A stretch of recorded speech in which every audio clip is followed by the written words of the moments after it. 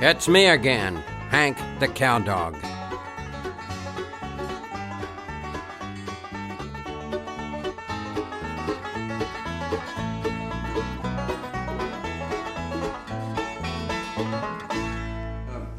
My mother was a rancher's daughter from Seminole, Texas, and my ranching roots go back to the 1880s in the area around Lubbock, Texas.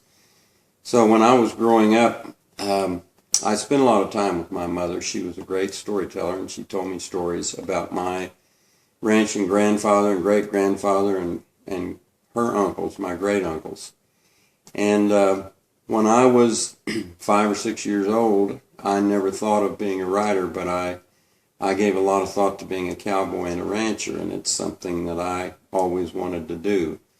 After 6 years of college, when I should have known better, I came back home and went to work as a ranch cowboy. And that's how I supported my wife and family for 7 or 8 years, and I was pretty good at it. I was good enough so that I think I could have gotten hired on just about any ranch in the country.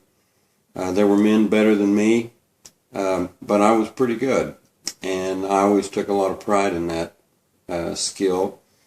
And at one point in my life, I wanted to record my knowledge of cowboying, and I wrote several books about it. Probably two would stand out in my memory: The Modern Cowboy, which was my attempt to record everything I knew about cowboying in my day and time, and then one called Catch Rope, the long arm of the cowboy. And that was, I spent years doing research on that, both horseback and in my study.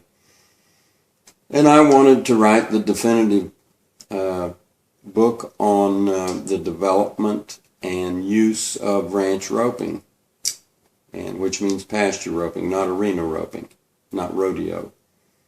And so I've done a lot of writing on those subjects. I think that those books are composed of excellent scholarship, and they're honest.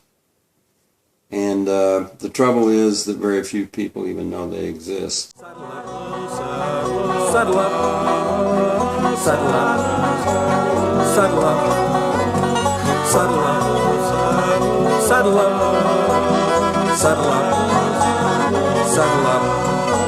Settle up, settle up, settle up, settle up, settle up, settle up, settle up, settle up, settle up, settle up, settle up, settle up, settle up.